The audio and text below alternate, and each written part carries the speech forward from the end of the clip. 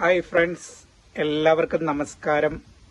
ഞാൻ നിങ്ങളുടെ സ്വന്തം സോണിച്ചൻ 40-ാംകളമാണ്. നമ്മളുടെ ജീവിതത്തിൽ നമുക്ക് ഏറ്റവും അത്യാവശ്യമുള്ള ഒരു വസ്തുവാണ് പണം, അല്ലേ? പണം, പൈസ, ക്യാഷ്.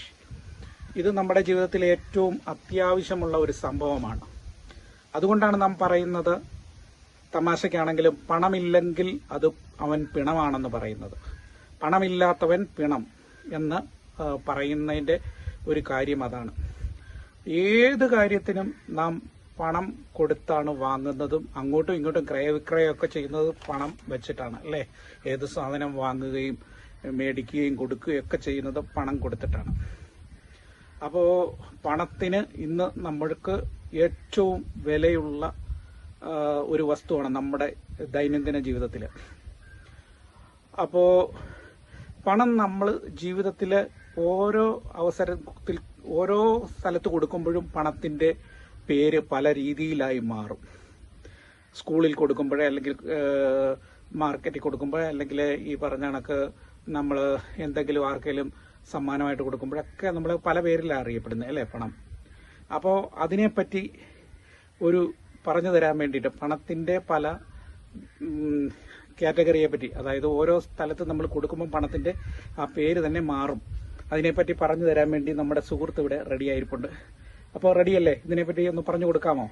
അപ്പോൾ പണത്തിൻ്റെ പല പേരുകൾ നമുക്ക് അദ്ദേഹം പറഞ്ഞു തരുന്നതാണ്.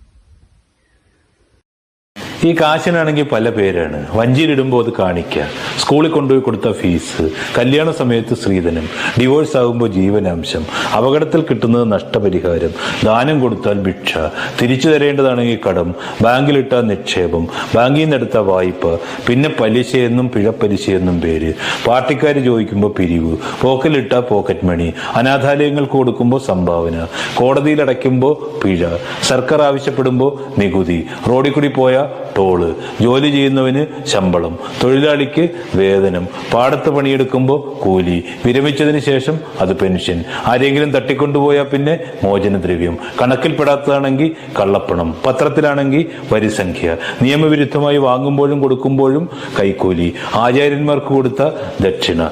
ഈ കാശിന്റെ ഒരു കളി.